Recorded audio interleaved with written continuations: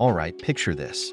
You're sitting at your desk, staring at a mountain of work, feeling overwhelmed and unsure where to start.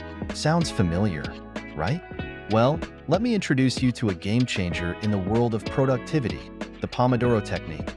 Here's the deal. The Pomodoro technique is all about breaking your work into manageable chunks of time, usually 25 minutes, followed by a short break. It's like a power-up for your focus and productivity. By working in short bursts, you're able to maintain high levels of concentration and avoid burnout. Now, here's the beauty of it. During those 25 minutes, you're in the zone, laser focused on the task at hand. No distractions, no multitasking, just pure, undivided attention. And when that timer goes off, you take a quick break to recharge. It's like hitting the reset button on your brain. But wait, there's more. By using the Pomodoro technique, you're not only boosting your productivity, but also improving your time management skills. You become more aware of how you're spending your time and can make adjustments to work more efficiently. So, next time you're feeling overwhelmed or struggling to stay focused, give the Pomodoro technique a try.